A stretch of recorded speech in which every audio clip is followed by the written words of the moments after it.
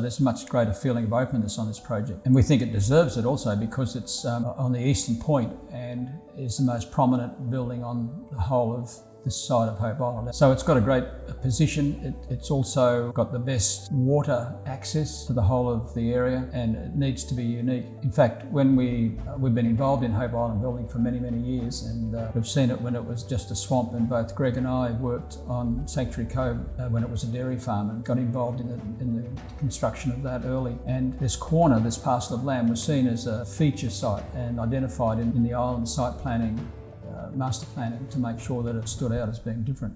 So when Rick told us that he was involved in it and he wanted us to be involved in it as well, and we felt energised to do something special. One of the big things that puts this project ahead of its competitors is that we purposely designed the units here more to take the place of a traditional waterfront house. These are much bigger units, they have much larger balconies, they all face the right way, north-east. We always approach the design for any of our projects from the very first principles and look at what the site has to offer. And this site has brilliant things with its facilities, 330 linear metres of water frontage, which allows us to get a maximum number of marina berths around there for the unit.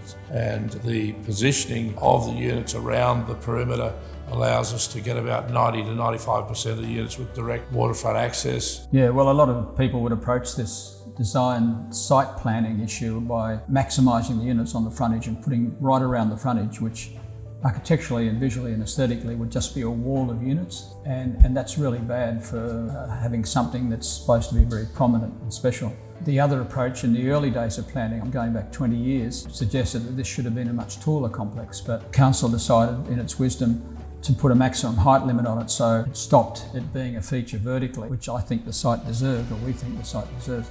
So we had to try and get as many units on the water as possible without turning it into a big wall of boxes. So on plan, we curved the siting of them and we broke them up, the big building up into 4 separate buildings, each with their own individual characters.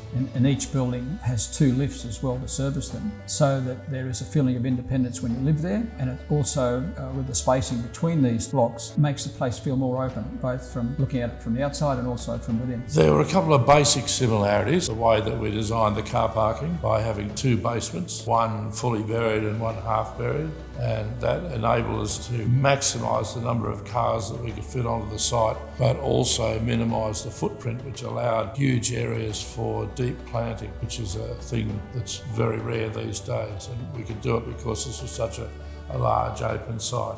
The design of the Marina Point, but they've been expanded upon. Bigger units, more butlers, pantries in the units, minimum 2 cars per unit, and much larger landscape.